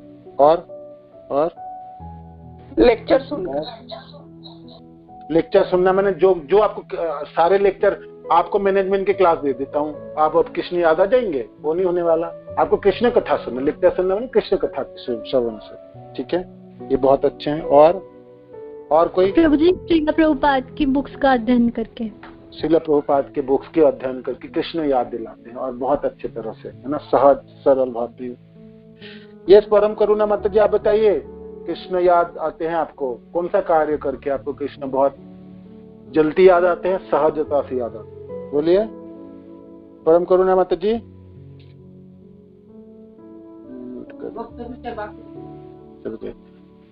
तो अब आप बताइए, जो कार्य करने से आपको कृष्ण भुलाने में सहायता करते हैं, कृष्ण को भूल जाते हैं, जो कार्य करने, बोलिए। प्रभु जी अभक्तों की कम करके,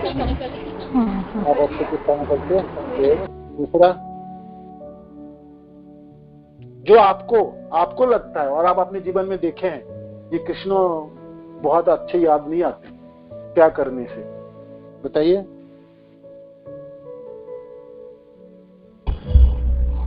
हरे कृष्ण प्रभु जी। नशा करने को, नशा जुआ, ये प्रचारों करने से नहीं, वो तो आप लोगों ने शास्त्र की बात बोल रहे हो, आप अपने जीवन के उदाहरण नहीं दे रहे। मैं वो सुनना चाहता हूँ, आप अपने जीवन से लाइफ में जो करते हैं और जो करने से आपको कृष्ण भुलाता है, वो कार्य। प्रभु जी मूवीज देखना, हाँ आपको भुलाता है। मूवी देखना, गॉसिपिंग करना, प्रजल्प करना, वो आपको भुलाता है। और कोई? सोने से प्रभु जी, जब सो जाते हैं ना रात को, तब भूल जाते हैं भगवान। हाँ जब सो जाते हैं तब वो कृष्ण भूल जाते, बिल्कुल भूल जाते। जितना आप सोओगे उतने घंटा आपका चला गया, कृष्ण को आप भूल गए, तो सोना जीवन के लिए बेकार है, देखा जाए तो, है ना। माने वो समय काल आपको बेकार, वो समय बेकार चलेगी, किंतु ना सोने से शरीर नहीं चलेगी, है ना। तो ले जाते। इसलिए सोने से पहले कृष्ण को याद करने के लिए चीज करो, जैसे नाम जप के। हरे कृष्ण प्रभु जी। हाँ जी। पर जब सोते हैं अगर सपने में भगवान जी को देखते हैं वो तो फिर ये हो गया ना।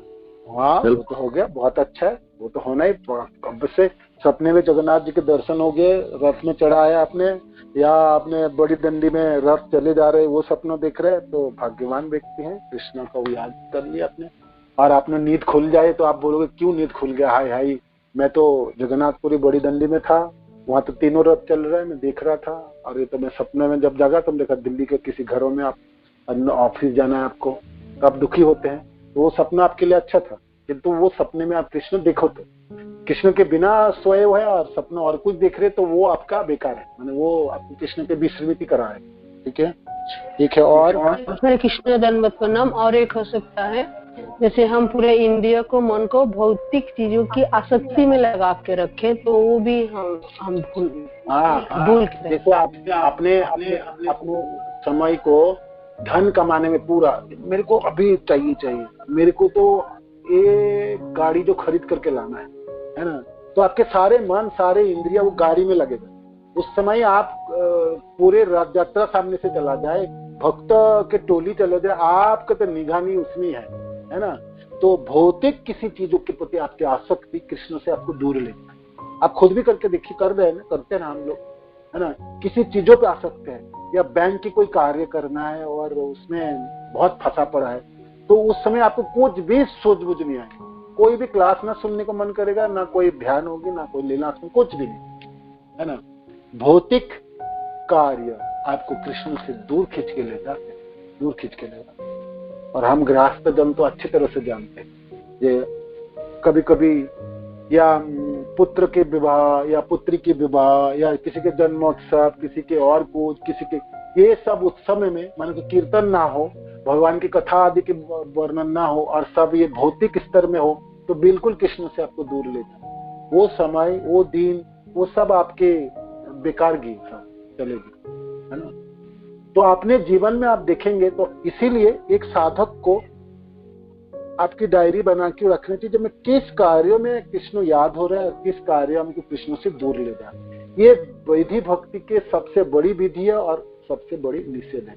इसको, इस श्लोक को आपको हमेशा याद रखना है। 14 चैप्टर पढ़ते समय 14 है ना, 14 चैप्टर तो की विधि भक्ति की चलेंगी। ये श्लोक को आपको हमेशा कंठस्थ करके रखना है। स्मर्तव्य सततम कृष्ण विस्मर्तव्य न जात उचित, सर्वे विधि निषेधाय त्वयर एव किंकर। सब किंकर, बाकी सब नियम कानून, ये दोनों सिद्धांतों के किंकर है, दास, है ना। और अपने जीवन भर उसको देख लें। कल हमें पात्रता वाले चैप्टर हमारे समाप्त, जो मैं आगे से अच्छे से पढ़ लेंगे। आप थोड़ा सा पढ़ के रखिएगा। भक्त की 3 श्रेणियां है ना, कनिष्ठ, मध्यम और उत्तम। जी हरे कृष्ण। प्रभु जी, ये जो क्लास स्टार्ट होने से जो पहला क्वेश्चन कितना, वो वैदिक भक्ति के लक्षण, वो प्रभु जी थोड़ा बता दीजिए। वैदिक भक्ति के नहीं, उसके लिए मेरी प्रश्न है, वो मैं साधन भक्ति के लक्षण पूछना चाह रहा था। साधन भक्ति के जो लक्षण, साधन भक्ति के लक्षण 2 बता दिए। एक तो इंद्रियों से किया जाएगा साधन भक्ति, और साधन भक्ति के फलस्वरूप आपको भाव प्राप्त हो, ये दोनों लक्षण। ठीक है, तो आपको ये चैप्टर आप पढ़नी है, माने आप आज रात को आप पढ़ लीजिए, कल सुबह, कल क्लास से पहले आपको पूरे पढ़ के रखना है चैप्टर। तो फिर कल हम, तो आपको समझने में सहज होगी और वर्णन करने में सहज होगी। किंतु आपको पढ़नी पड़ेगी। आप पढ़ेंगे नहीं भक्ति रसामृत सिंधु आप, तो फिर आने वाले दिनों में ये अंदर चली जाएगी। सिर्फ वैदिक भक्ति की बात है, रागानुगा भक्ति के समय तो क्या होगी, क्या सोचिए। इसलिए वैदिक भक्ति के 14 चैप्टर, इसमें तो बिल्कुल अमृत की खान है, आपके सब कुछ इसके अंदर है। इसलिए आपको पढ़ के उसमें आपने प्रश्न भी लिख के रखिएगा, प्रश्न भी पूछिएगा, और आप समझने के लिए प्रयत्न कीजिए। तो कल आप ये सब करेंगे, पढ़ के आइएगा। सब नहीं पढ़ के आएंगे तो कल प्रश्न पूछेंगे हैं, और पिटाई पड़ेगी, देख नहीं पाऊंगा ना, पीटूंगा कैसे कोई बात नहीं, किंतु आप मेरे को पता चल जाएगा जी किसने पढ़ा और किसने नहीं पढ़े। ठीक है, तो पढ़ के आइएगा आप चैप्टर। हरे कृष्ण प्रभु जी। जी धन्यवाद। मैं प्रभु जी अभी उड़ीसा आ गया हूँ, मेरे पास पुस्तक नहीं है, मैं वही ऑनलाइन में भी पढ़ लेता हूँ। आप उड़ीसा में हो? हाँ माता जी के पास सुन। माता जी कहाँ है? माता जी क्लास में है क्या? वो तो है नहीं। हाँ यही सुन रही है चुपचाप सुन रहे। तो माता जी को पूछो जो भाई आप कभी कभी क्लास सुनते हो, कभी कभी गैप हो जाते, क्या आप पीएचडी कर लिया क्या भक्ति में? पूरी होगी क्या भक्ति आपकी? हाँ नहीं नहीं प्रभु जी, थोड़ा उनका तबीयत खराब है। अच्छा ठीक है, तबीयत खराब भी हो तो सोते सोते सुनो, सुनना ही तो है कान में लगा के, ठीक है ना? ओके हरे कृष्ण। हरे कृष्ण प्रभु जी। प्रभु जी मेरा एक प्रश्न है। हाँ हाँ मतलब बताइए, बोलो। प्रभु जी जो लोग जैसे देवी देवताओं की भक्ति करते हैं, जैसे कई बार शिव जी की भक्ति करते हैं या हनुमान जी की भक्ति करते हैं, तो उनसे भी उनको कई बार भक्ति मिल जाती है, क्योंकि जो शिव जी और हनुमान जी हैं वो भी भक्त हैं। तो उनकी ये जो मतलब भक्ति नहीं कह सकते, जैसे पूजा करते हैं देवी देवताओं की, तो वो कौन सी सुकृति में आती है? देवी देवताओं की पूजा करते हैं तो देखो, देवी देवता की पूजा वो करते हैं किसी भौतिक किसी चीज प्राप्त करने के लिए, तो फिर वो भौतिक होगी। जैसे मेरे बच्चे के रिजल्ट अच्छा हो जाए, या तबीयत ठीक रहे, या मेरे को धन प्राप्ति हो जाए, या मैं निरोग रहूं, तो ये सब भौतिक होगी। इस इच्छा से वो कर रहा है। किंतु वो भगवान के भक्त हैं और भगवान के दास है, भगवान के सेवक है और भगवान के अच्छे सेवक है। इस हिसाब से उपासना कर रहे, पूजा कर रहे, प्रणाम कर रहे हैं, तो फिर अज्ञात सुकृति प्राप्त होगी, है ना?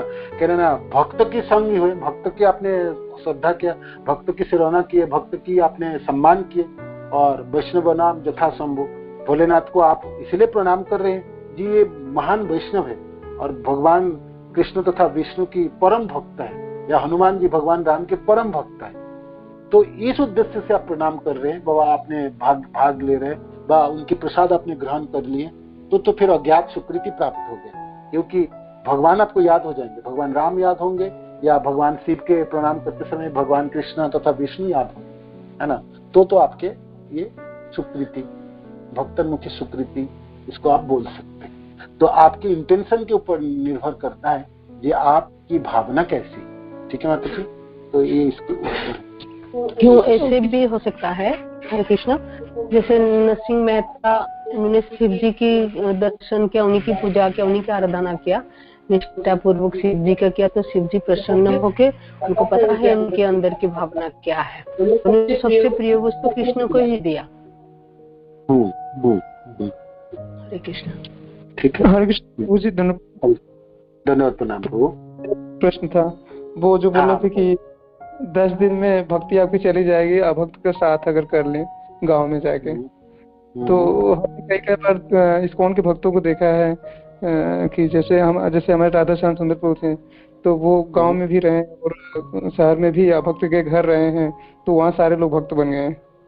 तो हाँ, एक बात वो मैं दूसरी बात नहीं कहा, वो मानो कि आप प्रचार कार्यों के लिए रह रहे हो और आपने गांव में रह के आप निरंतर कृष्ण कथाई कर रहे हो और आपकी दूसरे लोगों को भक्त बनाने के आपके उद्देश्य है, तो फिर आप क्यों पढ़ोगे? आप गिरोगे नहीं। आप क्यों गिरोगे भाई?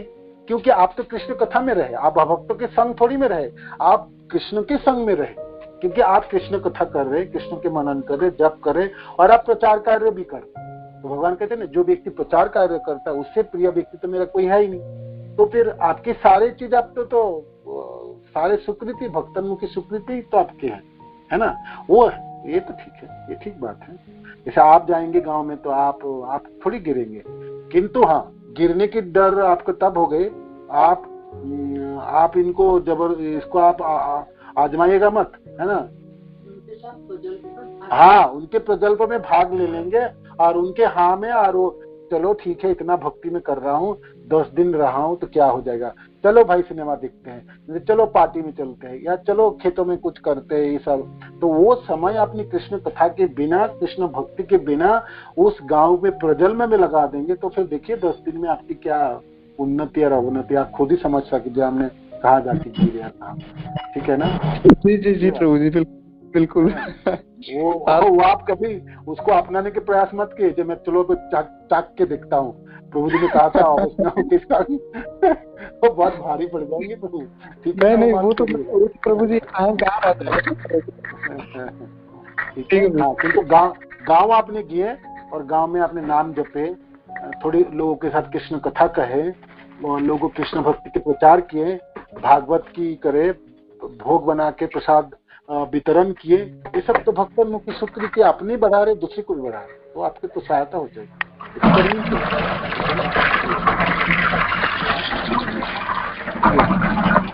और किसी को कोई प्रश्न है आज तो कोई समाप्त करिए।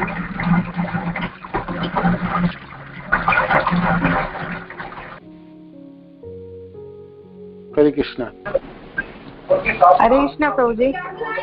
ये नागरी माता जी बताइए। धन्यवाद प्रणाम, बोलिए। दंडवत प्रणाम प्रभु जी आपको और माता जी को। प्रभु जी मैं जैसे अभी 2-3 हफ्ते से ही सुन रही हूँ, तो मुझे इस बुक में से आंसर करना नहीं आता, और सुना मैंने लेक्चर सब है, जब कोई आंसर देता है तो मुझे ऐसा लगता है कि वो ये तो मुझे मालूम था, लेकिन उस वक्त मुझे कॉन्फिडेंस नहीं होता बोलने का कि मैं ये कैसे बोल दूँ। तो और मुझे याद रहे और इसका आंसर कर सकूँ, इसके लिए मुझे क्या करना चाहिए? हाँ, उसके लिए अच्छे तरह से आप सुनिए। सुन रहे हैं ना, आप सुनते सुनते आप देखिए, जैसे ये क्लास चलेंगी भक्त रसामृत सिंधु, जब हमने 5-6 महीने 8 महीने पढ़ेंगे तो आप देखेंगे बहुत सारा चीजों को आप आंसर दे सकते हैं, और बहुत सारी चीज आपको याद रहता है। और फिर ये भक्त रसामृत सिंधु हर साल आपको पढ़नी, इस बार तो हमने पढ़ाया, हर बार आपको पढ़नी है, और पढ़ने से आपको फिर दोबारा याद हो जाएगी। तो आपको सुनना अच्छा से, और आपको खुद भी पढ़नी इस चीजों को, ठीक है? तो ऐसे कुछ आप याद रखें।